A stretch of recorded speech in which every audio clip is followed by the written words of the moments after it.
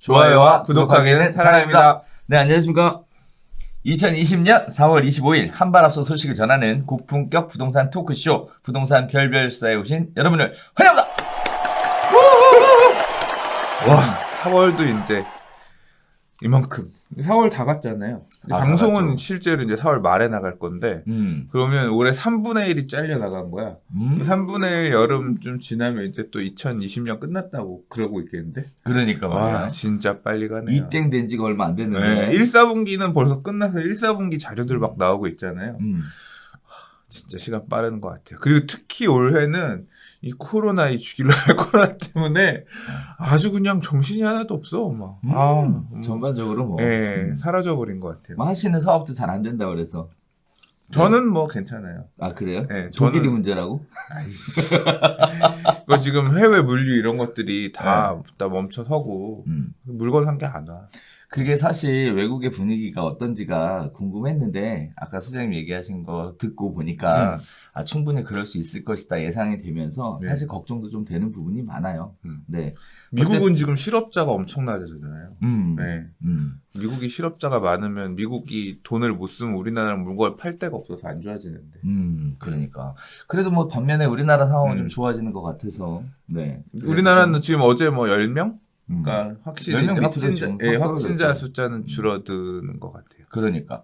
자, 아무쪼록 우리나라라도 빨리 정신 차리고 잘 살았으면 좋겠습니다. 자, 한 주간의 부동산 소식을 다루는 별별 이슈 지금부터 시작해 보도록 하겠는데요.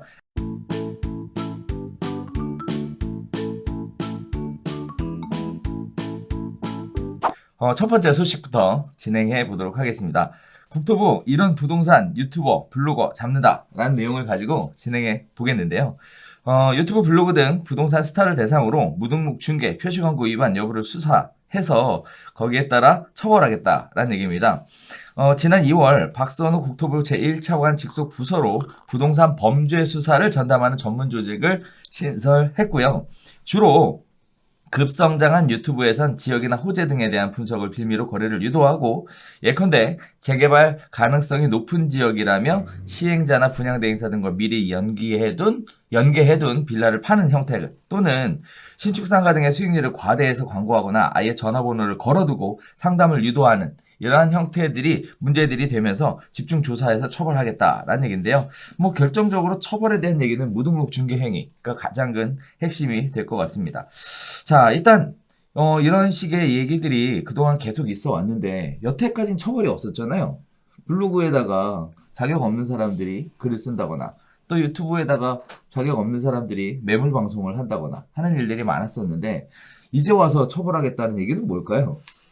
그러니까 부동산 가격 불안 이게 사실 정확하게 이게 뭐 어느 부분에 타겟팅 된 얘기인지는 솔직히 잘 모르겠어요. 이 기사도 지금 이 기사 쓰신 기사분하고 제가 얘기를 해봤는데 이게 뭐 공식적으로 발표가 있었던 게 아니라 네.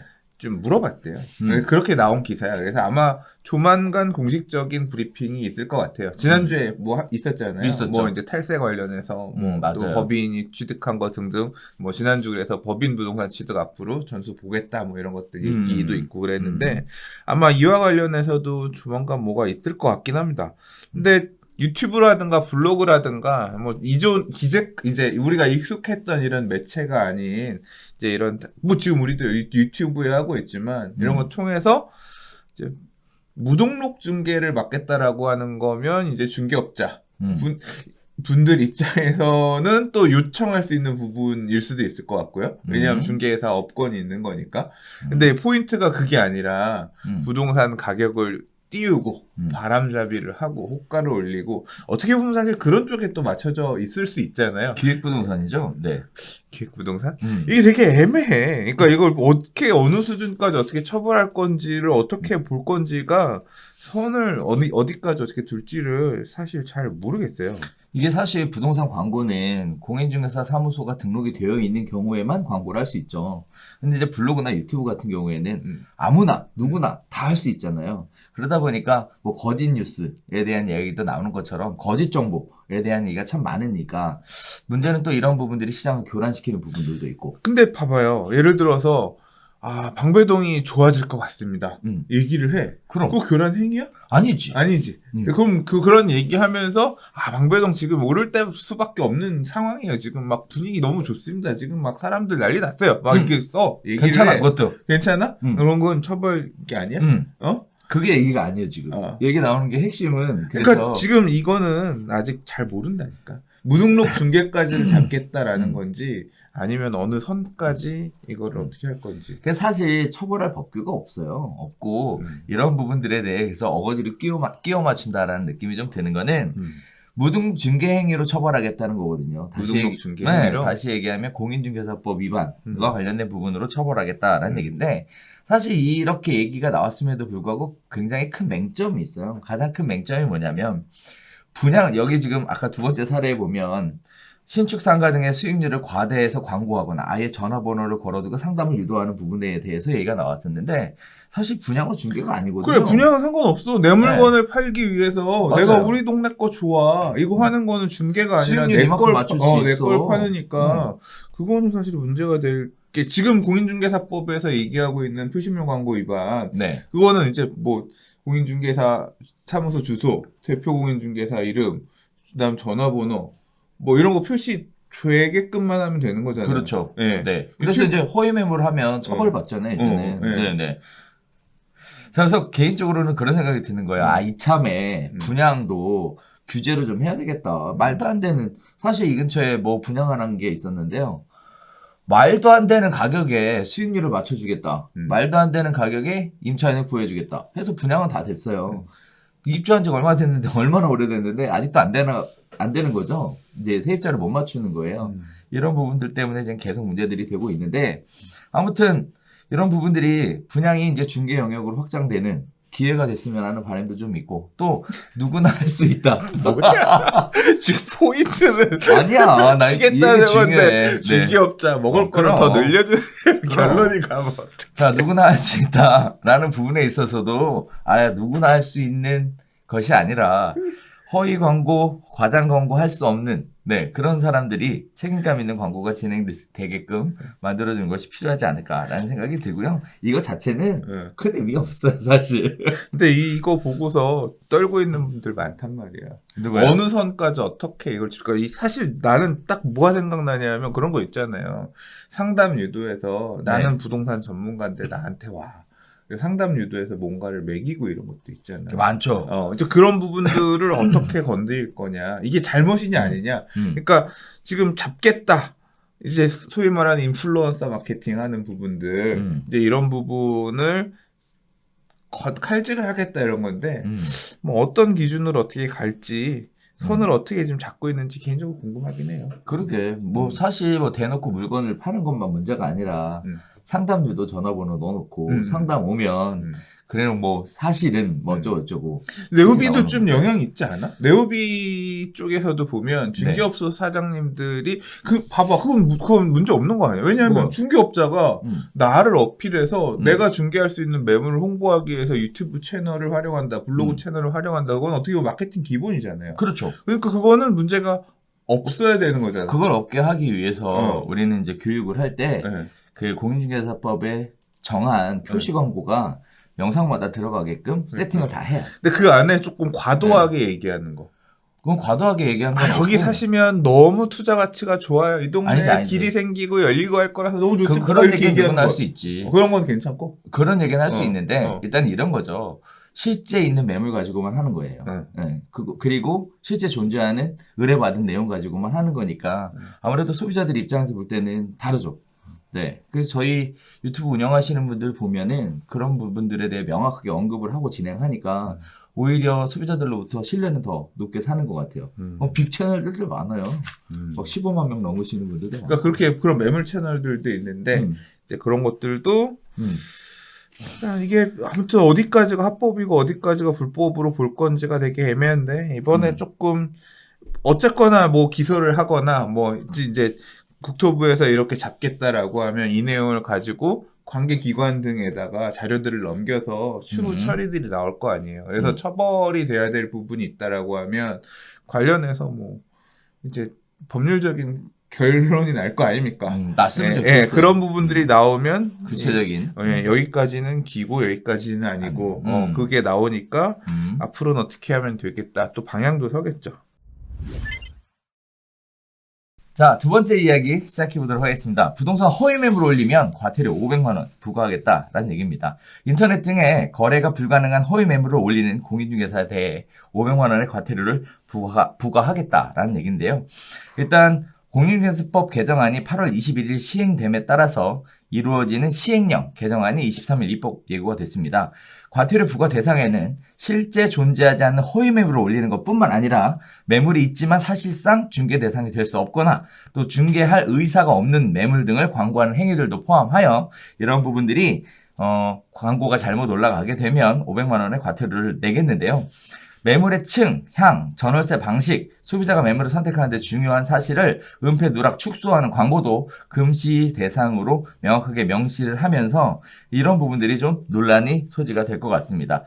자, 사소한 부주의나 오류 등 과실로 인한 것으로 인정되거나 또는 위반 행위를 바로 정정한 경우 등에는 과태료를 안 내는 게 아니라 절반까지 감경할 수 있는 방식으로 진행된다고 하는데, 자, 일단 인터넷 허위 매물 심각한 문제인 거는 사실입니다. 그런데 과연 허위 매물이라는 걸 제대로 찾아낼 수 있을까?에 대한 부분들이 이슈가 될 것 같고요. 난 이거 곡소리 날 것 같아. 그래요?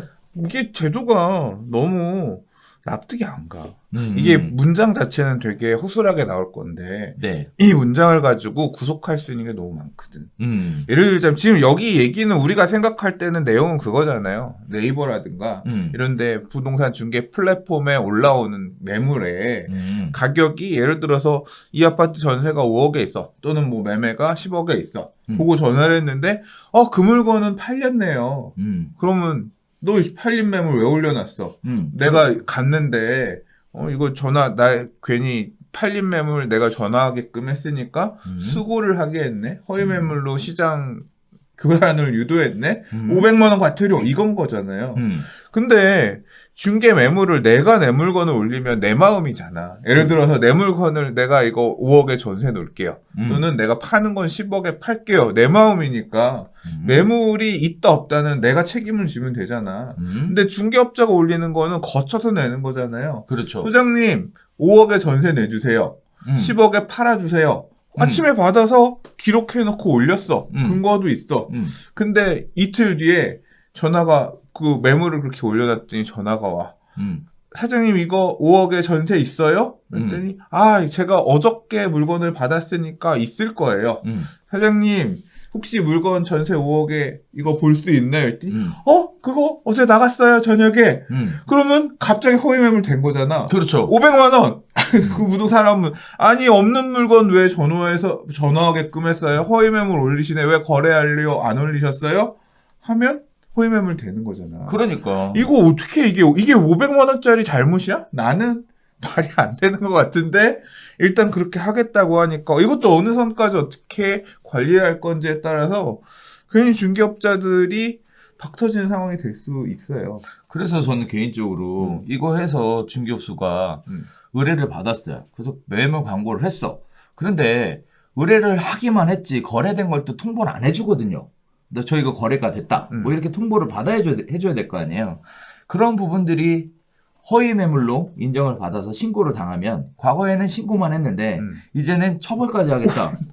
500만 원. 이거 잘 인정되면 감경 그럼 250이야? 그러니까. 자, 그렇게 되면은 중개업소 입장에서는 매물 의뢰를 했고 거기에 따라 광고를 했을 뿐인데 허위 매물로 500만 원의 과태료를 받으면 이거 손해배상 청구 대상이잖아요. 손해 부분에 대해서 네. 이것도 나중에 봐보겠지만 그거 과태료 낸 거 손해 얼마나 책임을 당사자 매물 의뢰한 사람한테 매기겠어요. 그래. 실질적으로 사실 중개업자들이 안고 죽어야 되는 상황이 될 수밖에 없어. 그러면 중개업자는 어떻게 해? 만약에 예를 들어서 이거 괜히 잘못했다가 과태료 한두 번 두들겨 맞았어. 그럼 사람이 소극적으로 될 수밖에 없어. 매물, 직접 매물들 정도 중에서도 제한적으로밖에 못 올리거나 심지어는 아마 내가 생각할 땐 전속중개 매물 이런 거밖에는 못 올릴 거야. 그렇잖아요. 그렇죠. 전속중개는 내가 받아놨으니까 딴 놈이 무조건 임대인 입장에서 또는 매도인 입장에서는 전속중개니까 그 기간 안에 동안은 나한테만 준 거니까 매물이 나갈 수가 없잖아. 그건 확실하게 올릴 수 있지. 전속중개 아닌 매물은 올리기가 겁나지. 그렇죠. 그러면 매물 사이트에는 매물이 올라오는 게 굉장히 많이 줄겠지. 뭐 이제 그런 상황들이 좀 나올 것 같고 잘 모르고 했던 분들은 좀 두들겨 맞을 수밖에 없어. 왜 그런지 알아요? 왜요? 이거 나오고 나니까 쾌재를 부르는 사람들이 있어요. 어떤 사람? 우리 동네 아파트 가격이 너무 낮아. 라고 불만, 이게 지금 제도 자체는 허위 매물이라 그래서 비싸게 올라와 있는 매물 이런 것들을 단속하게끔 하려고 이렇게 디자인한 것 같지만 실제 이걸 기다리고 있는 분들은 이 동네 중개업소 다 죽었어. 이렇게 생각하시는 분들이 있단 말이야. 왜? 니네 부동산이 우리 아파트 가격을 폄하하고 있어. 싼 물건만 올려. 그러니까 시가가 예를 들어 호가가 5억짜리 물건도 있고 4억 5천짜리 물건이 있으면 4억 5천짜리 물건만 몇 개를 보이게 한다는 거죠. 그래서 실제로 우리 아파트는 5억의 시세가 가야 되는데 4억 5천밖에 안 보이게 하면 니놈들이 4억 5천짜리 매물들을 올려? 그럼 허위 매물 신고하겠다는 거지. 그렇죠. 이거 허위 매물 신고했는데 예를 들어서 허위 매물이 아니야. 페널티 있어? 없죠. 없잖아. 그럼 계속 신고하는 거지. 그러니까. 그러면 사고 그 중에 하나 걸리면 괴롭히는 거지. 그렇게 해서 이 지금 작정하고 사람들이 아마 엄청 신고하겠다고 한 우리 동네 부동산들의 이 혼쭐을 한번 내주겠습니다. 글들이 올라와 카페 안에 이렇게 올라와. 우리 동네 부동산들 이제까지 잘못 이렇게 하셨던 분들 요번에 단단히 벌어 고쳐드리겠습니다. 이렇게 글들이 올라오더라니까. 그러면 이제 작정하고 이렇게 쥐어짜면 매물들이 이제 못 올리지, 싼 매물들. 그러니까. 이거 어떻게 하라고. 그러니까. 자, 이렇게 사실 이런 형태로 갈 게 아니라 전속중개 형태를 유도하는 형태로 좀 긍정적인 방향으로 좀 갔으면 좋겠는데 이거 너무 네거티브하게 가는 것 같아요. 무조건 뭐 때려잡겠다. 나는 이런 규제가 말이 좀 이게 법률로서 말을 만들어서 때려잡겠다는 건 쉬운데 굉장하게 혼란이 생길 수밖에 없잖아요. 이거만 봐도 당장 중개업소에서 어떻게 매물 올릴 거냐. 적당히 괜찮지 않을까 했는데 그런 예를 들어서 전문 신고러들이 와가지고 전화해보고 이거 허위다. 계속 체크만 할 거 아니야. 사장님 혹시 이거 물건 보러 갈 수 있나요? 있어요. 다 체크해가지고 보러 갔는데 없으면 다 신고해가지고. 그래요. 그렇게 되면 이제 그거 예를 들어서 구청에서 소명하라 뭐 하나 날라오고 날라오면 중개업소 사장님들 이제 위축될 수밖에 없어. 그러니까. 올리지 말자. 그러면 중개업소 사장님들은 어떻게 할 수밖에 없냐면 이제 전속중개 유도하겠지. 매물 저희가 올려드릴 수는 있는데요. 대신 전속중개 계약서 써주세요. 2주 뒤, 전속중개 기간 보통 2주 잡고, 뭐, 한 달, 두 달 우리가 정할 수 있잖아요. 그렇죠. 계약서 안에다가. 맞아요. 쓰고서 한 달 동안 제가 매물 광고를 할 건데요. 팔리면 얘기해 주셔야 돼요. 저희 과태료 500입니다. 전속중개 해주셔야만 저희는 매물 올려드릴 수 있어요. 매물 광고를 해드릴 수 있어요. 뭐 이런 식으로 갈 수밖에 없을 것 같아요. 이게 타이트하게 이제 사고 사례들이 나오기 시작하면 뭐 그렇게 되면 사실 중개업소 사장님들 입장에서는 좀 좋을 수도 있겠네. 좋을 수도 있는데 또 한편으로는 뭐 이제 그걸 받지 못하는 중개업소 사장님들은 그렇죠. 굶어 죽거나 매물 광고를 할 방법이 없으니까 또 매수를 끌어들일 방법이 없네. 이 굉장히 중개업 시장 자체가 또 혼돈의 카오스로 갈 수도 있겠네.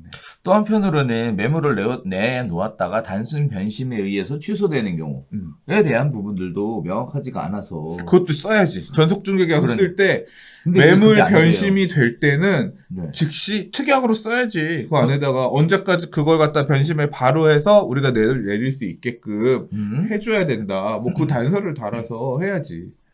일단 뭐 현재까지 밝혀진 바에 의하면 전속중개 계약서는 법정 양식 서류예요. 그래서 뭐 별도로 특약을 달거나 하는 일이 안 돼요. 어떻게 하냐?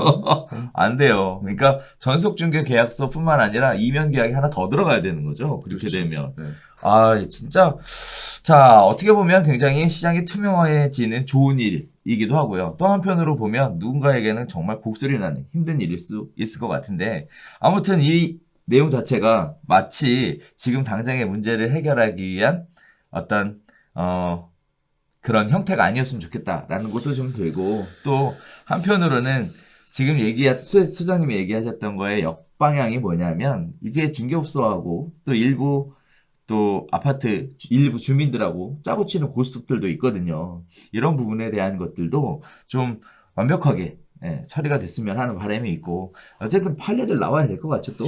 이거는 네. 아무튼 시장을 크게 혼란으로 빠뜨릴 만한 그런 어떤 무서움을 내재하고 있는 그런 법률 개정안인 것 같아요. 근데 사실 저는 그래서 교육할 때 얘기를 해요. 이런 부분들에 대해서. 그 사실 중개업소들도 뭐 잘하는 건 없지만 뭐 소비자들 입장에서도 저는 개인적으로 그렇게 잘한다고 생각하진 않거든요. 그렇지. 뭐 아예 대표적으로 이런 경우들이 있어요. 이 중개업소 가서 의뢰를 해. 그래서 얘기 다 듣는다? 그래놓고 딴 중개업소 가서 계약을 하는 거예요. 이런 케이스들. 그 조건은 간단해. 자기가 더 원하는 조건으로 만든다거나 또는 중개보수를 할인해 주는 조건으로 간다든가 이런 식의 정말 어떻게 보면 비상도덕. 근데 그거는 소비자 입장에서는 내가 어떤 중개업자가 일을 할 거냐는 선택이 그건 그 중개업소가 만약에 이 중개업소 A 중개업소에서 얘기하고 B 중개업소에 가서 얘기를 했으면 소비자가 부도덕하면 B 중개업소도 부도덕한 거지. 그렇죠. 네. 그래서 그런 부분들이 똑같은 거지. 그렇지. 똑같은 거지. 자, 그래서 이러한 상도덕을 위반하는 이런 행위들도 좀 이참에 좀 잡혔으면 하는 바람이고. 근데 돈에는 감정이 없어. 그래서 교육할 때 네. 안 당하는 방법을 알려주거든. 이런 거. 그래서 일반적으로 사람이 왔다라고 얘기해서 그 사람을 믿고 중개업소의 전 자산인 정보잖아요. 어떻게 보면 매물 의뢰를 받기 위해 굉장히 비싼 월세를 내면서 그 자리를 지키면서 다양한 홍보들을 진행해 오잖아요. 그거를 거저 빼가려고 하는 그런 사악한 무리들. 그리고 중개업소가 되게 하는 일 없이 돈 벌어가는 거라고 되게 비판 많이 하시지만 중개업소들 힘들어요. 그러니까. 그 중개업소 돈 되게 잘 벌지 못해요. 그러니까. 우리 2017년 공인중개사 통계 나왔었잖아요. 그 중에 보면은 약 80% 가까이가 그 월소득 200만 원이 안 돼요. 근데 이게 현실이에요. 이게 팩트거든요. 그래서 그런 식의 측면에서 볼 때 중개업소가 너무 많은 것도 원인이겠지만 많아. 원인이겠지만 한편으로 보면 이런 부분들이 지나친 경쟁으로 가서 만들어내는 어떻게 보면 안 좋은 역효과인 것 같기도 해요. 그래서 어쨌든 그런 부분들이 좀 정화가 좀 됐으면 하는 바람이 있어요. 그래서 교육할 때 알려준다니까 오면 그냥 막 해주는 게 아니라 서로 그런 부분들에 대해 서로 지켜야 될 범위에 대해서 좀 규정을 하고 이러고 나서 중개행위로 들어가는 이런 형태로 갔으면 하는 게 제 개인적인 생각이고 좀 시장이 바뀌었으면 좋겠어요. 저는 이 과태료 규정 없어졌으면 좋겠어요. 이거는 지나친 것 같아요. 그러니까 좀 합리적으로 허위 매물을 근절하기 위해서 허위 매물이라고 하는 것들을 어떻게 판단할 수 있을지 뭐 이런 어떤 이게 좀 되게 애매하잖아요. 이런 그렇죠. 상황에서 이렇게 세게 이거를 해놓은 거는 굉장히 시장에 많은 큰 혼란을 줄 수밖에 없을 거고. 허위 매물의 근거가 뭐냐? 구체적으로 명시해달라. 허위 매물 계제에 대한 책임 소재 부분도 그렇고, 뭐 어느 정도까지 하면 이건 허위 매물을 의도적으로 방치한 거다, 기다 아니다 이런 부분에 대한 부분들이 조금 없는 상태에서 너무 과도한 게 아닐까. 그러니까 부동산 시장이 지금 막 뜨거워지고 뭐 좀 집값이 올라가고 이런 것들이 부담스러우니까 어떻게든 시장을 안정화시키기 위해서 되게 센 카드들을 막 내놨지만 이런 규정 자체가 시장이 성장하는 데 있어서 또는 시장 참여자들한테 굉장히 좀 발전하는 데 있어 반대로 또 발전하는 데 있어 저해하는 그런 부분도 될 수 있을 것 같아요. 되게 위축에 영향을 끼칠 수 있을 것 같고 조금 나중에 개정할 때는 좀 시장이 약간 안정화된다 생각하면 이런 무식한 이거는 조금 약간 낮췄으면 수위를 좀 낮췄으면 좋겠어요.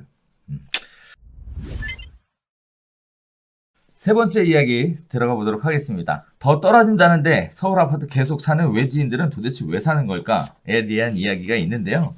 반면에 또 재밌는 얘기가 있어요. 미미삼, 미성, 미룡, 3호 3차 한 달새 9천만 원 하라 이런 얘기가 있습니다. 지금도 이번 주에도 역시 시장에 대한 이야기가 두 양측면이 계속 나오고 있는데요. 일단 내용 그렇습니다. 서울 아파트 외지인 매입이 5개월째 2,000건을 넘어갔고요. 지난 3월 서울 아파트 매매 9,152건 중 매입자 주소가 서울이 아닌 기타 지방인 경우는 2,166건으로 23.1%가 집계되었다. 자, 대부분 투자 이력이 있는 자산가들이 시세보다 낮게 나온 절세 매물을 사들이고 있다는 해석이 우위를 차지하고 있는 상황입니다. 대출이 필요 없는 외지인 큰 손들이 대출 규제로 다주택자는 담보대출이 사실상 차단됐고 정부가 지난달부터 고가주택 매수자의 자금 출처를 전수조사하고 특별사법경찰로 구성된 상설조사팀을 운영하고 있는 가운데에서도 지금 외지인들이 이렇게 대출 없이 집을 사고 있다라는 얘기인데요. 뭐 여러 가지 얘기들이 나오고 있습니다만 일단 시장 자체의 이야기를 들어보면 한쪽에서는 이렇게 막 사고 있다. 가격이 올라가고 있다. 거래가 막 이루어지고 있다. 외지인들이 사고 있다. 또 한편으로는 노도강의 거래량이 급감하고 있고 또 수요가 탄탄했던 집값도 지금 하락세로 접어들었다라는 얘기가 또 한편에선 나오고 있는 그런 상황입니다. 자, 그래서 불안한 심리를 반영하는 양측면의 기사가 아닌가라는 생각이 드는데 일단 많은 분들이 불안해 하시는 것 같아요. 이런 얘기들을 주간 조회수 탑으로 올라간 거 보면 실제 올라가느냐 떨어지느냐라는 얘기를 하기가 지금 조금 애매한 상황이 아닐까라는 생각이 드는데 소장님 어떻게 보세요 지금은? 일단 이 기사에선 두 가지를 얘기하고 있는데 첫 번째는 외지인들이 서울 아파트 많이 산다. 그러니까 서울 아파트 매입하는 사람들 중에 외지인 비율이 높아지고 있다. 이건 뭐 불과 지금의 얘기가 아니라 작년부터 계속 얘기 나오던 부분들이고요. 통계에 계속 잡히니까. 뭐 이건 똘똘한 한채 현상이 계속 이어지고 있다. 그렇게 보면 될 것 같아요. 안 오르는 지방 아파트 들고 있느니 서울에 한 채 들고 있고 지방 거 털자. 뭐 다주택자에 대한 양도소득세 규제라든가 이제 규제 하에서 지방에 거주하시는 분들이 부동산 투자를 서울에 한 채 갖고 있으려고 하는 그런 현상이 계속 심화되고 있는 게 계속 뭐 이어지고 있다. 그렇게 보면 될 것 같고요. 그리고 기회가 열렸죠. 왜? 작년에 살라고 그랬는데 너무 올라가고 비싸서 못 샀는데 떨어졌잖아. 그러면 지금이라도 살까 말까 고민하다가 에이 이제 서울 떨어진다라고 생각하면 안 사겠는데 서울에 안 사는 사람들은 어떻겠어요? 야, 떨어졌으니까 그냥 어차피 서울에 한 채 가지려고 했는데 그냥 서울에 이참에 조정됐을 때 사자 언젠간 또 오르겠지. 뭐 이렇게 판단하시는 분들이 매수로 나오면서 그 비율이 유지되거나 더 올라갈 수도 있는 거겠죠. 뭐 그런 정도로 생각하면 될 것 같고요.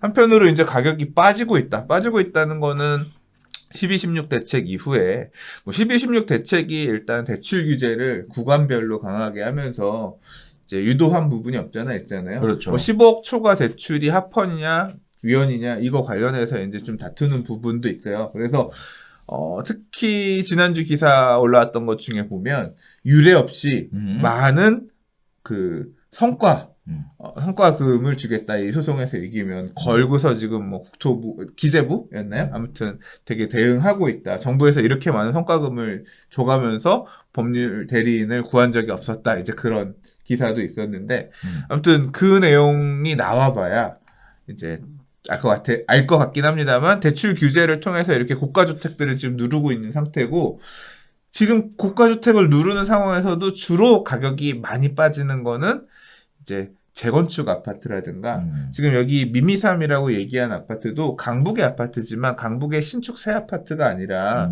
재건축 대상 아파트거든요. 그래서 이렇게 연차는 좀 있어서 뭔가 앞으로 사업을 해나가야 되는 건데 재건축 규제도 좀 되게 빡세잖아요.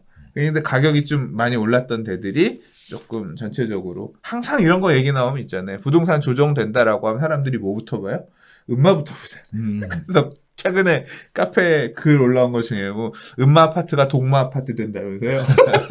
괜히 이제 동으로 떨어진다고 다시 금마 될 수도 있습니다. 그러니까 이제 그런 식으로 사람들이 관심을 둘 정도로 재건축이라든가 요런 시장들 같은 경우는 출렁임이 어느 정도 느껴지고 있고 그래서 기사에서도 음마가 뭐 17억 호가가 나오네 17억 밑으로 가냐 안 가냐 뭐 이런 얘기들이 계속 보일 정도로 관심을 보고 있는데 뭐 현장 지금 분위기는 그런 투자 소재가 있는 아파트들 같은 경우는 좀 출렁임이 있는 것 같고 비교적으로 또 신축 아파트들 같은 경우는 견고한 모습을 보이고 있는 것도 같아요.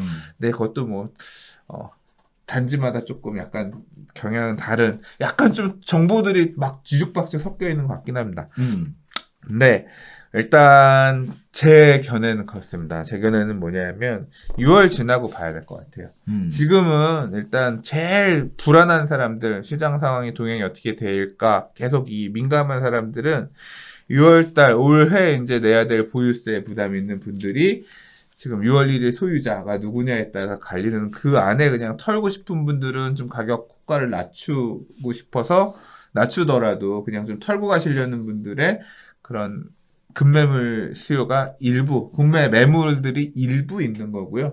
실제로 보면 단지별로 매물들이 막 쌓여서 엄청 많다 이런 표현보다는 막상 가보니까 단지별로 그렇게 매물이 많지는 않더라. 그런 얘기들도 기사 한편엔 보이거든요. 그러니까 그런 부분들이 되게 섞여 있는 거고 일단 6월 지나면 일단 한 달락 지어지는 거니까 왜냐하면 거치는 거죠. 그렇죠. 보유세 부분에 대한 부분도 일단은 뭐 올해는 버텨보고 내년 보유세 문제가 되는 거니까 올 하반기엔 시장은 그냥 또 매물을 급하게 싸게 파느니 좀 지켜보자 이런 식으로 다시 관망으로 갈 수도 있고 또 지금 6월 이전에 팔아야겠다라고 사람들이 생각하는 이유 중에 하나가 그런 수요 중에 하나가 뭐 한 12만 몇천 정도 된다고 하는 10년 이상 보유하고 있는 다주택자 소유자의 물건들 6월 말까지 팔면 양도세 중과 배제, 그다음에 장기 보유 공제한 시 적용, 요거 이제 혜택 받을 수 있으니까 그 사람들이 지금 6월 말까지 고민하는 거거든요. 그거 정리되면 그 다음부터는 이제 그분들도 이제 혜택도 없으니까 또 파는 부분들이 물건을 거두거나 또는 그 가격에는 못 팔겠어요. 또 이렇게 다시 포지션이 바뀔 수 있잖아요. 그럼 그 상황에서 매수자들이 어떻게 움직일 거냐가 사실 변수라 6월 이후의 장은 또 다시 생각해봐야 될 것 같아요. 지금은 이렇게 지금 분명히 있는 게 맞고 그래서 매수자들의 얘기들도 들어보면 사실은 저는 12, 16 대책이 그렇게 막 엄청 무섭다 막 세다 라고까지 개인적으로 그렇게 생각하죠. 주관적으로 그렇게 생각하지 않았어요. 돈을 잠그는 거였는데 돈을 잠근 상태에서는 전세 가격 변동이 앞으로 큰 변수가 될 수 있다고 생각했고 근데 지금 이런 상황에서 사람들이 지금 그럼 왜 위축됐느냐 매수 문의가 어느 정도 있다. 특히 이제 올 2월달, 3월 초까지 많이 얘기 나왔던 게 대부분 다 풍선 효과 얘기했잖아요. 12, 16 대책이 나왔지만 실제로 뭐 수용성이라는 얘기랑 뭐 안시성 이런 얘기는 12, 16 이후에 나온 얘기들이에요. 규제 하에서도 막 오르는 데들은 계속 올라가면서 부풀었다는 얘기인 거죠. 그러면 갑자기 근래에 확 시장이 싸늘하게 식은 건 뭐가 더 영향을 끼쳤냐? 저는 코로나가 더 영향을 끼쳤다고 생각하거든요. 근데 중요한 건 그건데 지금 사람들이 이제 코로나에 둔감해져 버렸어. 벌써. 좀 그런 거 안 느껴지세요? 뭐 어느 정도 안정화가 됐어요. 아니, 안정화가 되고 그러니까 사람들이 공포감이 별로 이제 안 느껴져요. 제가 이제 커뮤니티에서 오가는 사람들의 얘기건 뭐건 이런 거에 보면 코로나는 이미 다 극복한 것 같은 막 그런 느낌이 들 정도야, 심지어는. 그래서 몇 군데 얘기들을 해보니까 3월 둘째 주 이후에 진짜 귀신처럼 사람이 하나도 없이 싸늘하게 식었다가 일주일 전, 2주일 전부터는 막 사겠다고 오는 건 아닌데 매수 문의가 그러니까 물건이 있어요 라든가 분위기 어때? 왜 거기는 화를 낸대 전화해서 왜 코로나인데 가격이 호가가 이렇게 안 빠졌어요 거기는? 막 짜증내는 그런 전화들이 어쨌거나 지금 오고 있다는 거죠.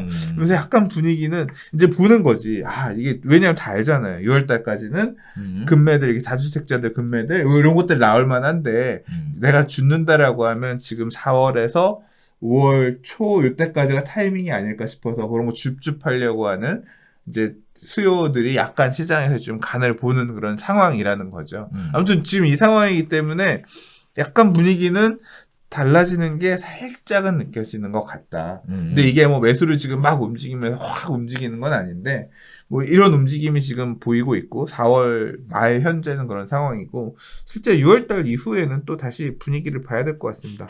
우려되는 거는 이러다가 다시 가격이 또 바닥 또 다져가면서 다시 올라가서 올 하반기에 또 강력한 부동산 또 추가 규제 대책이 나오는 거 아닌가. 라고 생각할 수도 있는데 네, 일단, 그런 걱정도 좀 들어요. 일단은 뭐 중개업 하시는 분들 입장에서는 그 사실 6월까지 양도소득세, 장특공제 뭐 관련된 부분들을 아직까지도 모르시는 분들이 많더라고요.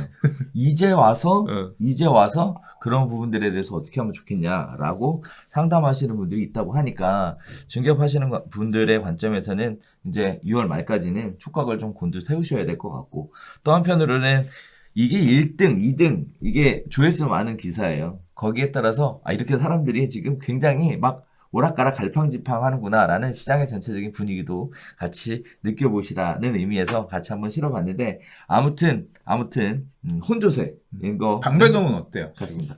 조용합니다. 조용해야지. 네, 조용한 조용합니다. 네. 자, 네 번째 이야기 들어가 보도록 하겠습니다. 자, 조합원 분양가가 일반 분양가보다 더 높은 가격 역전이 현실화돼가고 있는 분위기입니다. 상한제 규제로 일반 분양가를 낮췄기 때문에요.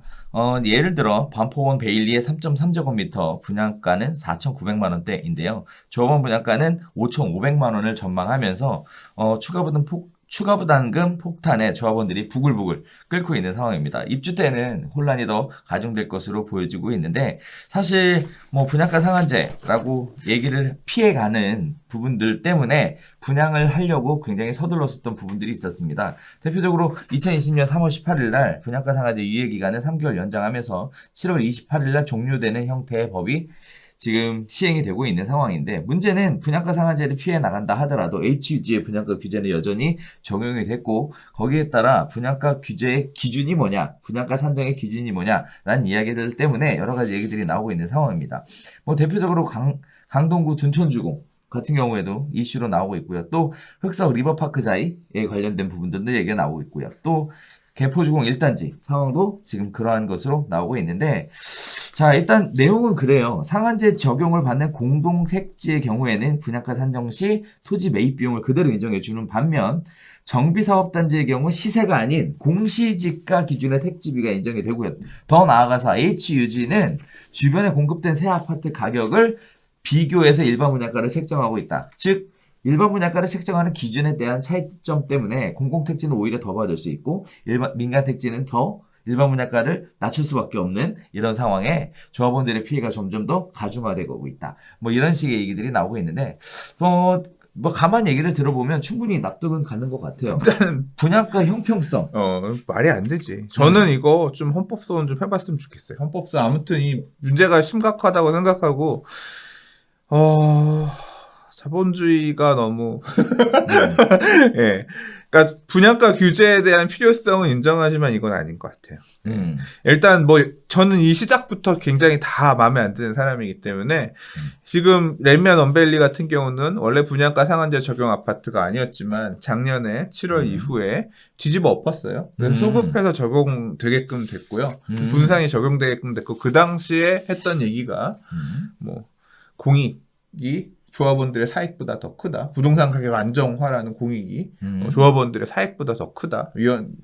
소지 없다. 뭐 이러면서 일단 법을 바꿔가지고 분양가 규제를 걸게끔 한 부분이 있고, 그다음에 지금 허그에서 분양가를 이런 식으로 허그라고 하는 건 결국은 아파트 분양 보증해 주는 거잖아요. 그렇죠. 문제 되면 우리가 책임질게. 뭐 그거 하는 건데 우리가 보증 받으려면 이 가격 이하로 해야 돼. 근데 독점이야. 다른 데들 분양 보증 받고, 니네 말고 그럼 다른 데 우리 해서 분양할게 해도 못하게 막고 있잖아요. 그렇죠. 그러고 있는 상황에서 그러면 얼마까지 보증해 줄 건데 아닐까? 말 그대로 이 감정평가 금액 조성 원가 조합원 분양가보다 싸다는 얘기는 뭐냐면 우리들이 17억 주고 짓는 건데 15억에 팔란 얘기잖아요. 미친 소리 쳐. 우리는 땅 파서 집 짓는 건 맞지만 네. 그래서 일단 이런 독점 체제에서 말도 안 되는 규정을 갖다 들이밀면서 이거 안 하면 안 될 거야. 그러니까 조합원들의 피눈물 가지고 일반 분양 계약자들을 좋게 해주는 이런 모델을 만들어 놓은 거잖아요. 그걸 그렇죠. 강제하고 있잖아요. 그래서 이런 것들 자체가 저는 다 너무 자본주의를 침해하고 있는 거고, 예. 뭐 행복추구권 뭐 다 좋아요. 조합원들에게 너무 조합원들의 기대 이익을 가지고 일반 분양 계약자들에게 너무 로또 당첨만 되면 10억 이상 먹잖아요. 음. 지금 주변에 거래된 최고가 아파트가 34억이야. 근데 그 동네에 새로 짓는 아파트 일반 분양 뭐 16억, 17억 이렇게 하면 당첨만 되면 10억이 아니라 그렇죠. 그 이상 먹는 거예요. 네. 걔네 로또 10몇억 먹게끔 로또를 만들어 주려고 조합원들한테 이렇게 쥐어 짜내는 게 과연 이게 무슨 부동산 가격 안정화를 위한 공익이야. 미루는 거지. 일반 분양 계약자의 사익이지. 음. 그러니까 그걸 먹기 위해서 지방에 있는 사람들이 서울에 와서 유장 전입하고 청약 제도가 비정상적으로 작동되는 원인도 만들어지고 과도한 그런 기대윤이 만들어지니까 그런 거 아니에요. 그 원인이 결국은 조합원들이 내야 되는 추가 부담금으로 돌아오는 구조인 거잖아요. 그렇죠. 예. 일반 분양가가 낮아지니까 예. 조합원 추가 부담금은 올라가야 되는 상황이라서 네. 조합원들 입장에서는 굉장히 불평등하다, 불공정하다라고 느낄 수밖에 없는 것 같아요. 또 한편으로 보면 지금 분양가 상한제 유예를 해줬잖아요. 그래서 분양가 상한제 유예를 해준다라는 얘기는 결국은 분양을 빨리 좀 해라. 그 서울의 공급 물량을 늘리겠다라는 얘기였는데 우리가 별별사에서 수차례 이 얘기 했듯이 지금 또 얘기가 나오는 게 이게 지금 분양가 상한제 유예가 아니라 분양하지 말란 얘기잖아요. 이 상태로 가면 후분양해라. 라는 얘기를 근데 그거는 또 다시 언급하는 것 아니지. 같은데. 싸게 분양하라 이건데 네. 싸게 분양할지 말지는 조합원들이 정하는 거니까 이제 어떻게 화답할지는 요번에 7월 말까지였으니까 7월 28일 이죠. 예, 7월 28일이니까 이제 그 답이 나오겠지. 지금 아직도 계속 기사에서 나오지만 결론이 안 난 게 둔촌주공 아파트 같은 경우도 그렇고. 그러니까 예를 들어 레미안 언밸리나 뭐 리버파크 자이나 이런 데들 같은 경우는 억울하긴 하지만 그냥 할 수도 있어요. 왜냐면 일반 분양 개수가 그렇게 안 많거든. 뭐 전체 세대수 3,000세대에 일반 분양 200개 뭐 이런 거면 그냥 얼마 큰 수익이 아니니까 할 수도 있어. 아이씨 그래 그거 어차피 우리 돈 많이 내서 재건축하는 거니까 할게 할 수 있는데 둔주라든가 개포주공도 뭐 상대적으로 보면 그렇게 많은 일반 분양 전체 세대수 대비 많은 물량은 아니거든요. 그러니까 이런 데들 같은 경우 둔주 같은 경우 특히나 되게 이게 치명적이거든요. 그러니까. 예, 치명타예요. 개수가 많아서 이렇게 분양가를 많이 낮추게 되면 조합원들 피눈물 가지고 일반 분양 계약자들 진짜 혜택 많이 보는 거 맞지. 그래서 일반 분양 받은 사람이 마치 로또에 당첨되게 분위기를 만들어주는 것 자체도 불만을 당연히 가질 수밖에 없을 것 같아요. 자, 이런 부분들이 아무튼 원만하게 마무리가 되어서 원만하게 마무리되는 게 없지. 서울의 공급이 좀 늘어났으면 공급은 안 돼. 안 돼가 아니라 빤한 게 요번에 지금 사실 이제 이번 주에 언급된 내용 중에 하나가 아마 조만간 나올 것 중에 하나가 뭐냐면 이 도심진의 주택 공급 대책이 나올 거예요. 원래 12, 16 대책에 올 2월 달에 낸다 그랬어요. 그래서 올 상반기에도 계속 그 얘기가 있었습니다. 그래서 언론에 가끔씩 한 번씩 비추던 얘기가 뭐였냐면 준공업 지역에 이제 오피스텔이라든가 이런 그러니까 준공업 지역의 주택을 공급 확대할 수 있는 방법. 그다음에 가로주택 정비 사업 활성화. 이거 관련해서 계속 지금도 기사가 나오고 있는데 최근에 이제 나온 기사에 보면 도심지내에 용적률 풀어가지고 요번에 이제 용도 지역 관련해가지고 역세권 청년주택 용도 지역도 전체적으로 손을 보지만 용도 그 역세권 지역에 역세권 청년주택 짓는 허들 되게 낮추는 내용도 조만간 이제 발표할 것처럼 얘기했거든요. 보면 대부분이 다 이제 걸리게끔 그렇게 되면 뭐가 되냐면 주택 공급이 되게 늘어날 기회는 열려요. 주택이 많이 늘어나면 일단 안정화가 되잖아요. 근데 뭐가 안정화가 되냐면 역세권 개발 이런 것들이 대부분 뭐냐면 공공지원주택. 그러니까 임대아파트. 그 기사를 잘 읽는 주택이 늘어난다가 우리가 분양받을 수 있는 주택이 늘어난다가 아니라 그냥 임대 물량이 많이 풀리는 거야. 공공지원주택은 그냥 기업 임대 라고 생각하시면 돼요. 임대료를 되게 저렴하게 시세의 뭐 한 80%. 실제 지금 뚜껑 열어보니까 그렇게 싸지도 않아. 옵션 하나도 없고. 않기는 하지만 그러나 그런 물량들을 많이 넣어서 안정화시키겠다는 건데 그거는 그 기사를 보면서 공포에 떨어야 되는 사람 누구냐면 역세권 주변에 연차 10년 뭐 15년 정도 된 오피스텔들 가지고 계신 분들은 떨어야 돼. 왜냐하면 그런 새 오피스텔들이 많이 새 소형 주택들이 많이 생기면 내 거 임대료를 제대로 못 받으니까. 공실료도 네, 늘어나고. 근데 분양을 받는 물량은 아니기 때문에 시장이 따로 노는 거예요. 뭐 우리 동네에 있는 오피스텔에 사는 임차인이 내가 살고 있는 내 집을 사겠다고 매수하겠다고 오진 않거든. 그렇지. 시장이 되게 다르거든. 그래서 정부나 지금 앞으로 지금 얘기되고 있는 공급 대책이라고 하는 게 팔이 아픈데 지금 뭐 다리 치료하는 뭐 이제 그런. 그러니까 결국 근데 따지고 보면 요번에 4월달 총선에서의 지금 여당의 앞서는 부동산 대책의 내용을 보면 주택 공급 대책 이런 게 아니라 사실은 주택에 대한 정책에 대한 얘기들이 그런 거였거든요. 이 임대 아파트 확충, 그러니까 주거 복지 측면에서의 부동산 대책들을 계속 거론했었거든요. 그렇기 때문에 아마 그거에 맞춰서 했던 얘기들만 하고 여러분들이 생각하시는 것처럼 도심지 내 주택 공급을 확대하겠다라는 게 그런 여러분이 분양할 수 있는 아파트를 늘려주겠다 그런 내용은 아니라는 거. 뭐 1만 호 서울 안에서 1만 호 공급하겠다 이런 것도 용산에 뭐 철도용지라든가 뭐 행복 이런 거 다 그냥 임대 아파트 공급 확대하겠다라는 거기 때문에 분양 아파트 늘어나는 얘기는 아니에요. 네. 그리고 그걸 좀 나눠서 가려서 들으실 필요가 있을 것 같습니다.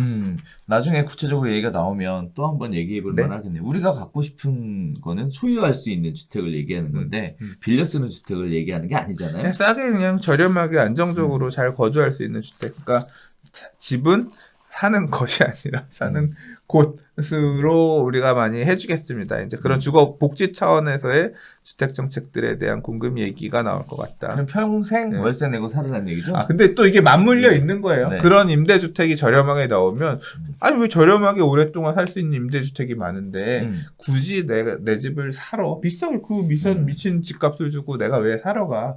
뭐 이제 이렇게 될 거다라고 생각하시니까, 뭐 이제 그런 저렴한 임대주택 공급 확대에 대해서 고민을 하는 거겠죠. 그러면 결론은 그건 것 같습니다. 주택 시장이 되게 계층화되겠지. 우리는 계속 싼 집에 살아. 살 수 있는, 거주할 수 있는, 내가 소유하면서 거주할 수 있는 집은 시장이, 지금도 그렇잖아요. 공공임대주택 시장이랑 민간 임대주택 시장은 완전히 분리돼 있잖아요. 분리돼 있죠. 예, 완전히 분리되면서 가겠지. 그럼 뭐 그런 저렴한 임대주택 시장에 거주하면서 총알을 잘 모아서 나중에 잘 점프해서 올라가려고 봤더니 막 저 위에 하늘에가 있는 거 아니야? 이렇게 주택 공급 계속 없고 하면? 그러게 공급이 좀 풀려야 가격도 상승에 좀 압박을 받을 텐데 네. 아무튼 복잡한 것 같습니다. 네. 5번째 이야기 들어보도록 하겠습니다. 그렇다고 팔 것 같아? 집 내놓지 않는 집부자들 이야기입니다. 다주택자, 고가주택 보유자들 증여세 내더라도 집 처분 안 하겠다는 의지가 점점 더 거세지고 있는 상황입니다. 다주택자와 고가주택 보유자들은 지난 1분기 내내 집을 내놓는 대신 증여를 늘려 과세 부담을 피해왔고요. 반면에 주택시장의 큰 손이었던 30대, 40세대의 주택거래는 급격히 위축되고 있는 모습들이 보여지고 있습니다. 아파트 증여는 정부가 한 해 12월 다주택자, 고가주택 보유자에 대한 보유세 부담 강화를 예고한 후부터 늘기 시작했는데요. 양도세보다 더 많은 증여세를 내더라도 주택을 처분하지 않고 버텨보겠다는 의도가 다분히 숨어있는 듯 보이고 있습니다. 자, 반면에 대출 규제 없이 주택을 구매하기 어려운 30, 40대는 주택담보대출 비율 하향 등의 대출 규제, 그 다음에 주택 매입자금 출처조사 등의 규제 강화의 영향으로 급격하게 거래가 줄어들고 있는 모습들을 보여주고 있는데, 뭐 대부분 아시겠지만 규제에 대한 부분, 그 다음에 감염병에 대한 부분들이 영향을 미치는 것 같아요. 자, 그렇다면 다주택자나 고가주택 보유자들은 양도소득세보다 증여세가 더 많이 납부를 해야 되는 상황인데도 불구하고 왜 양도를 안 하고 증여를 하게 되는 걸까요? 왜 그래요? 왜 그럴까요? 왜 그래요? 난 잘 모르겠어. 부자가 아니라서. 왜 그래? 증여세가 많아서. 자, 일단 개인적으로는 그런 생각이 좀 들어요. 앞으로 집값이 올라갈 기대가 더 크면 자산이라는 걸 계속 가지고 보유하려고 하는 생각들이 아무래도 양도보다는 지속적인 보유인 증여를 택하게 되는 이유일 것이고, 반면에 지금 많은 가격이 올라갔을 거다라고 생각한다면 처분을 통해서 뭔가 환가를 진행하려고 하는 부분들이 있으실 텐데, 사실 이거 최근에 얘기를 들어보니까 최근 법무사 사무실이 엄청 바쁘대요. 왜 그러냐 그랬더니 공시 가격 올라가잖아요. 공시 가격 올라가면 증여세 늘어나잖아요. 그래서 공시 가격 반영되기 전에 증여하겠다고 지금 줄들을 섰다고 얘기를 듣고 있습니다. 거기에 따라서 물론 뭐 강남 쪽에 있는 법무사 사무실이니까 더 그런 영향을 많이 받았을 것 같지만 아무튼 다주택자나 고가주택 보유하신 분들 입장에서는 부동산 시장 자체가 앞으로도 더 계속될 거다라고 예상하는 부분이 더 많으니까 양도보다는 증여 쪽으로 선택하는 게 아닌가라는 생각이 좀 들어요. 그러니까 지금 최근에 나왔던 기사 중에 제가 좀 되게 좀 공포스럽게 읽었던 기사가 뭐냐면 중국 부동산이 지금 오르고 있대요. 그거 보셨어요? 아니요, 못 네, 봤어요. 중국 부동산이 왜 오르는지 아세요? 왜요?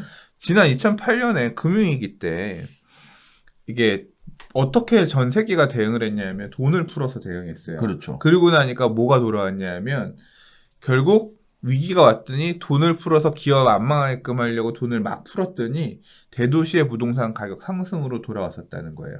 그 시절의 경험을 가지고 있는 투자자들이 코로나19가 오니까 결국은 이것도 돈으로 풀 거다. 그러면 대도시의 가격이 더 올라갈 거다라고 하면서 선행해서 반응했다는 거예요. 그래서 지수가 높아졌대요. 그래서 지금 그 기사 보고 놀랬어. 아, 중국 놈들은 되게 빠르구나. 똥을 지들이 싸놓고 이렇게 막 선제적으로 대응하네 하고 놀랬거든요. 그러니까 이 얘기는 중국 얘기했지만 얼마 전에 건국대학교 심기영 교수님도 그런 얘기를 하셨거든요. 지난 이 미국발 금융위기의 해결 과정에서 결과적으로 돌아보면 양극화로 귀결이 됐고 대도시의 엄청난 부동산 가격 상승으로 돌아왔다. 그리고 이제 엄청난 상승 이후에 이제 뭐 영국이라든가 이런 메이저한 국가들은 한 차례 조정기를 겪었고, 그러니까 무슨 소리냐면 돈을 막 풀었더니 막 다 오른 게 아니라 그런 글로벌 국가의 대기업들, 그 대도시들 중심으로 가격이 미친 듯이 급등했다가 한 차례 조정기들을 겪는 중이었고 서울은 아직 안 겪었다. 그래서 한번 서울은 붙이면 겪을 수도 있다. 이제 이런 말씀하시면서 이제 그게 끝나고 나면 다시 이제 정상화 갈 수도 있는데 이번 코로나도 같은 형태로 세계가 극복하겠다라고 하면 똑같이 나타날 가능성이 있는 거죠. 중국의 투자자들은 그런 식으로 반응하면 중국 부동산으로 다시 간 거고. 자, 그럼 이제 그런 내용들을 이런 부자분들도 보고 있을 거 아니에요. 생각을 할 거 아니에요. 그렇죠. 예, 나는 자산을 어떻게 관리해야 될 거냐. 팔고 정부가 원하는 이런 방향대로 팔고 1주택자로 가는 게 맞겠다. 일 수도 있겠지만 아니야. 이럴 때일수록 안전자산들 그러니까 대도시 서울은 우리나라에서의 대도시잖아요. 서울은 그래도 살아남을 거니까 서울에 있는 거를 지금 팔면 다시 이 가격으로 우리는 못 진입할 수도 있을 거야. 차라리 그럼 증여라고 하는 거는 가족 간의 증여일 거 아니에요. 그렇죠. 좀 더 저렴하게 증여하는 형태로 우리는 대응하자. 그렇게 판단한 분들이 이렇게 증여하시는 거고 아니야. 그냥 우리는 팔자라고 생각하시는 분들은 왜 손님이 없어요 하면서 지금 가격을 낮추면서 어떻게든 팔려고 지금 상황을 보고 계시는 거 이렇게 나뉘어서 대응하고 계시는 거일 것 같다라고 하는 거죠. 저 근데 한편으로 이런 생각도 좀 들어요. 그 소장님 얘기하셨던 중국에 대한 이야기 있었잖아요. 근데 사실 중국은 부동산 가격 하락을 통한 뭐 어떤 역전세라든지 가격 폭락이라든지 미분양 적체 사실 경험을 했었잖아요. 최근에 그 경험들이 시장에 미치지 않은 이유가 하락에 대한 경험들이 없어서 피부로 못 느낀다라는 얘기가 사실 작년에 계속 보도에 나왔었던 건데 사실 소장님 얘기 또 듣고 보니까 지금 이 상황에 지금 역전됐다? 그러니까 돈을 푼다는 얘기가 그거잖아요. 돈을 계속 푼다는 얘기는 다른 자산의 가격이 그러니까 돈이 많아지니까 그런 가치가 상대적으로 올라갈 거다라고 하는 거, 뭐 생각들을 하는 거죠. 아유, 끔찍한 얘기네, 진짜. 미쳐 돌아가는 거지. 그러니까 현금은 쓰레기다라는 말을 막 하잖아요. 네네. 이제 이런 상황에서의 현금은 쓰레기야. 막 이런 것처럼. 아, 뭐가 맞는 말인지 모르겠어. 결국은 이런 판단을 하시는 분들도 나름대로의 판단에 따라 결정을 하시는 거잖아요. 그렇죠. 본인들의 생각과 주관이 그래도 결정에 영향을 미치는 다행인 거는 이런 상황에서 더 산다는 얘기는 아닌 거잖아. 그냥 더 사지는 않고 버티겠다. 버틴다니까 좀 나은 건가? 네. 글쎄. 네. 자, 6번째 이야기 가볼게요. 자, 종부세 인상이 코앞입니다. 3주택자 종부세가 130만 원 더 낸다라는 얘기인데, 일단 뭐 3주택자의 종부세 130만 원이라는 것 자체는 크지 않아 보입니다만, 일단 내용은 그렇습니다.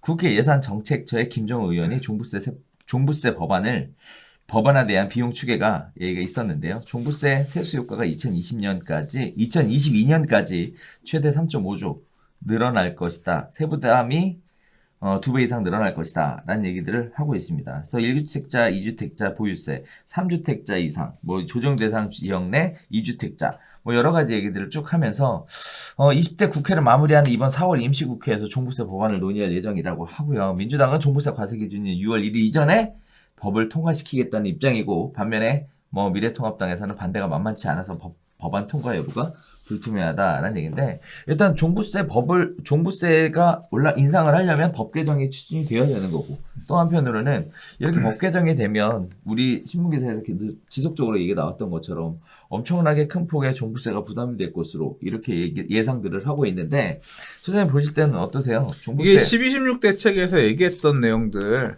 이제 의원 입법 형태로 해가지고 통과시키겠다는 건데, 뭐 못했죠. 지금 다른 이슈들도 많았고 내부적으로 야당이랑 의견도 안 맞아가지고 통과 못 시키고 있었는데, 그러다 이제 총선 지나고 나서 이제 어떻게 될 거냐. 21대 다음 국회에선 되겠지. 근데 이제 핵심은 그겁니다. 그렇죠? 내년에 두들겨 마실 거냐, 올해 두들겨. 올해 지금 되면 올해 종부세부터 이제 올라간 거 내야 되는 거고, 내년에는 무조건 되겠죠. 내년에 되면 1년 버는 거지. 그 1년이 어디야. 예. 아무튼 그래서 그게 아리까리하다 그런 얘기입니다. 그래서 뭐 세금은 올라가겠죠. 일단은 올라간다라고 얘기하는 거는 이제 거의 사실상 기정사실화된 거죠. 지금 그죠? 국민들 대다수가 이런 중부세를 급격하게 늘리는 거에 대해서 동의했다는 거잖아요. 그래서 그 강남 3구는 그 미래통합당에서 의원들이 나 나왔나? 강남 3구에 누가 됐는지 어디가 됐는지 잘 몰라. 아 그래요? 네. 몰라요. 거기가 핑크시더라고요. 잘 몰라. 네. 잘 몰라요. 이런 부분들이 그분들한테는 굉장히 부담이었겠네.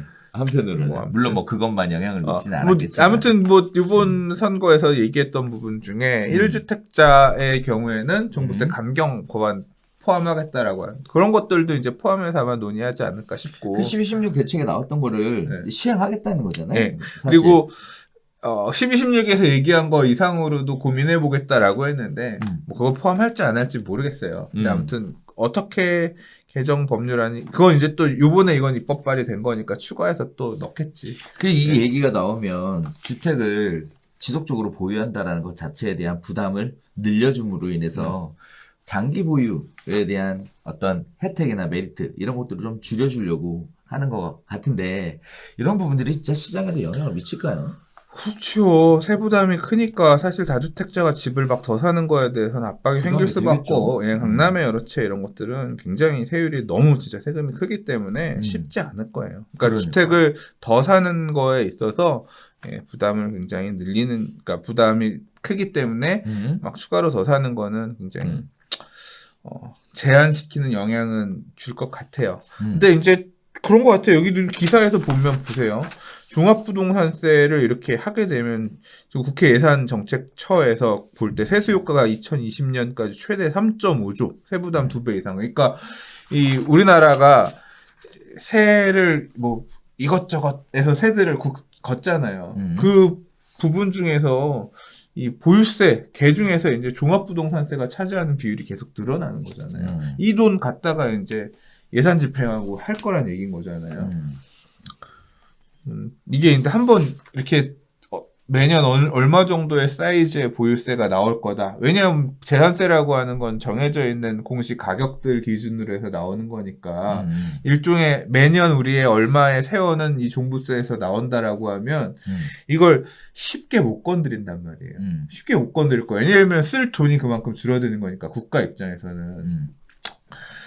그러면 주택을 갖고 있는 사람들 입장에서는 부담이지. 왜냐하면 세금이 줄어들지 않는다는 얘기니까. 이게 기준들 허들을 낮춰주면, 예를 들어 지금 이제 9억 초과분, 1주택자는 9억 초과분에 대해서 내고, 다주택자는 6억 초과분에 대해서 세금을 내는데 이 종부세가 증가하는 추세가 되게 기하급수적으로 늘어났단 말이에요. 지난 몇 년간. 그렇죠. 근데 올라간 상태에서 계속 유지가 되면 희망이 없잖아. 지금 앞으로도 계속 그렇게 더 내면서 살아야 된다는 거니까. 그러니까. 근데 이제 이게 허들을 완화해주면 예를 들어서 1주택자는 9억이 아니라 12억 또는 다주택자는 6억이 아니라 9억 초과분에서 내에서 낸다라고 하면 허들을 줄면서 종부세가 이제 확 줄어드는 그런 효과를 기대해 볼 수도 있거든요. 근데 아마 안 해주겠지. 안 해주면 안 해주면 어떻게 반응할까요? 그러니까 말이에요. 어쨌든 부담 엄청 될 것 같아요. 근데 엄청 되는데 확실한 건 있어요. 뭐야? 장기적으로 다주택자들은 세입자에게 조세 전가를 할 겁니다. 이렇게 늘어나는 임대료는 난 세금이 너무 많아서 월세를 좀 더 올려야 될 거예요. 뭐 그걸 되게 희망할 거야. 근데 저금리하에서는 또 임대료 올리는 것도 되게 한계가 있어서 경기가 살아나지 않는 상황에서는 임대료 조세 전가가 쉽지 않을 거지만 반대로 또 주택 공급이 제한적인 상황에서는 그 임대료를 내고 살아야 될 수밖에 없는 그런 상황이 될 수도 있을 거거든요. 예, 그래서 뭐 이런 어떤 임대료가 증가할 수 있다, 조세 전가가 일어날 수 있다 이런 부분은 단기적인 예상은 아니고 장기적으로 영향을 미칠 수 있는 부분일 것 같습니다.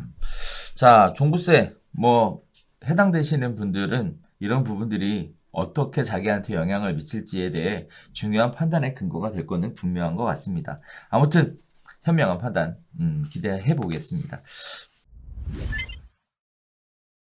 7번째 이야기 들어가 보도록 할게요. 목동 45평 아파트가 5억이 떨어진 또 수성한 거래가 나왔다라는 얘기입니다.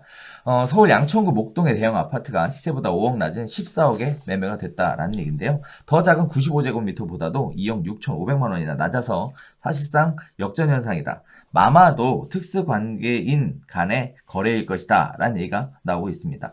이처럼 사실상 증여를 위해서 시세보다 수억 원 낮은 가격으로 매매하는 사례가 늘어나는 것으로 보여지고 있는데요. 아파트값이 떨어지면서 낮은 거래가로 넘기고 명의를 분산해서 보유세, 재산세, 종합부동산세를 줄일 수 있는 등의 이유로 이 같은 증여성 매매가 지속적으로 늘어나고 있는 것으로 파악되고 있는 상황입니다. 자, 이처럼 다주택자 양도세 중과가 배제가 되는 6월 말까지는 이와 같은 증여성 거래가 계속 늘어날 것으로 보여지고 있는데요.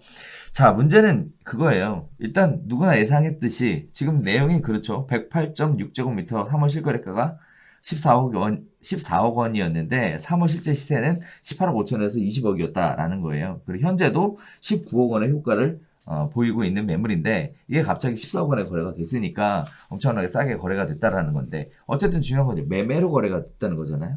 일반적으로 알지 못하는 생명 부지의 분들이 매매로 거래를 하면서 매도자가 가격을 이렇게 해줄 리가 없거든. 자, 이렇게 증여를 가장한 매매를 해도 될까? 나는 몰라서 사실 묻고 싶다니까. 세무사님 좀 불러봐요. 이거 되냐고. 근데 이게 문제 되지 않아요? 아니, 그걸 몰라서 묻는 거예요. 그러니까 우리 가족은 좀 시가보다 싸게 줄게 그러면 네. 야 이만큼에 대해서 너는 시가가 18억인데 14억에 줬으면 4억만큼 싸게 주면 4억만큼은 중요한 거 아니야. 4억에 대해서 증여세 내라고 해서 두들겨야 되는 거 아니야? 그럼요. 네. 당연히 두들기고 있어요. 그래서 증여 추정이라고 보죠. 네.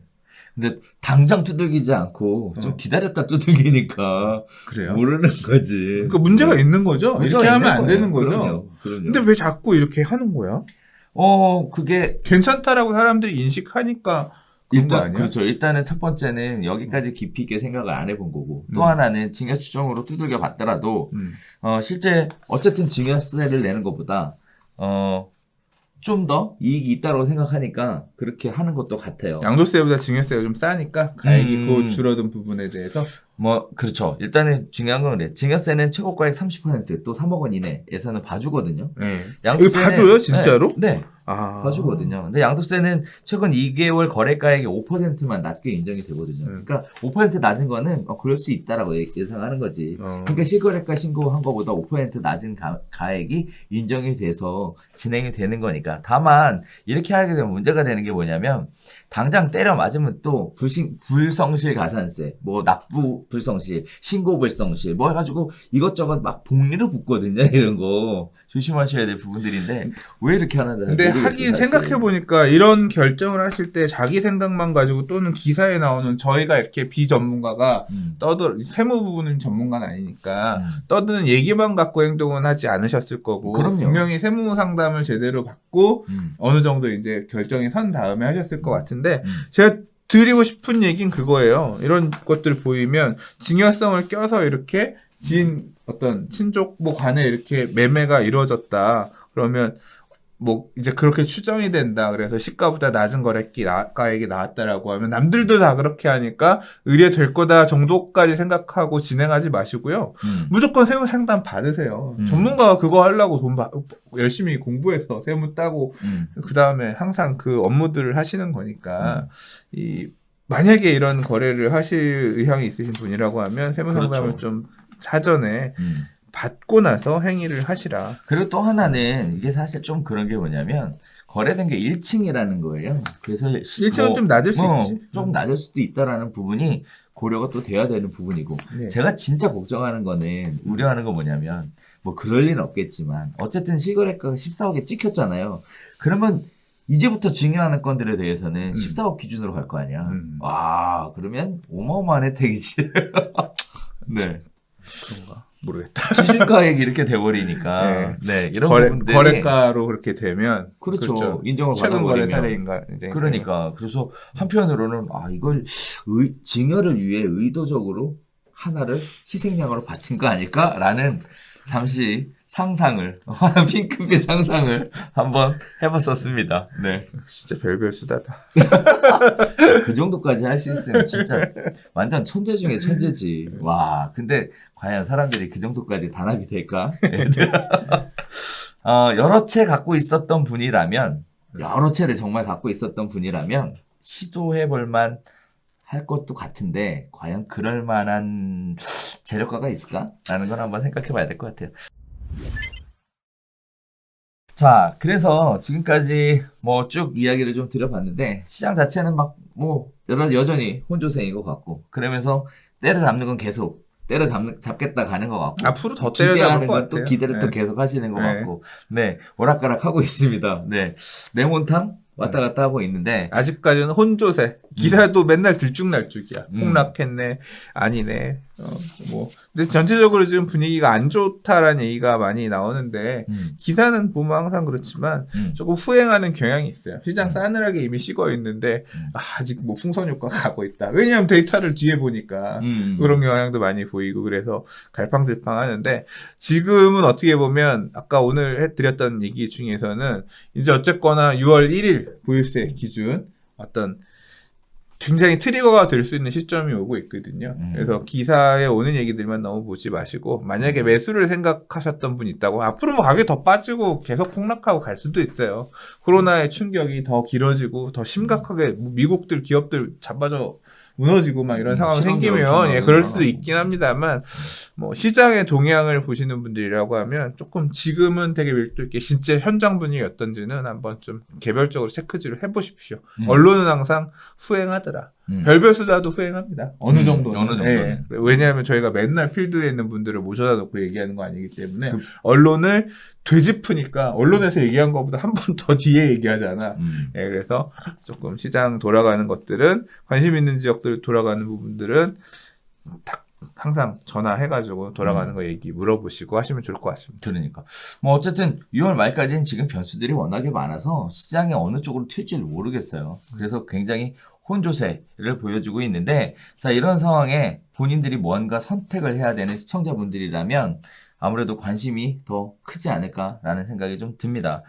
부동산 문제가 일생을 결정짓는 굉장히 중요한 요소이자 포인트이기도 하기 때문에 가볍게 여길 부분은 아닌 것 같고요. 신중하고도 무겁게 한번 구체적으로 그리고 객관적으로 생각해 보셨으면 좋겠고 수장님 말씀하신 대로 시장에 대한 것들은 현장 모니터링을 꾸준히 해보셨으면 좋겠다라는 말씀드리면서 저희는 여기서 인사드리도록 할게요. 자, 다음 주에는 새로운 소식을 가지고 다시 한번 찾아뵙기를 희망하면서 한 주간 무탈하시고 건강하시고 네, 그리고 행복한 한 주 보내셨으면 좋겠습니다. 고생했습니다, 사장님. 네, 감사합니다. 오!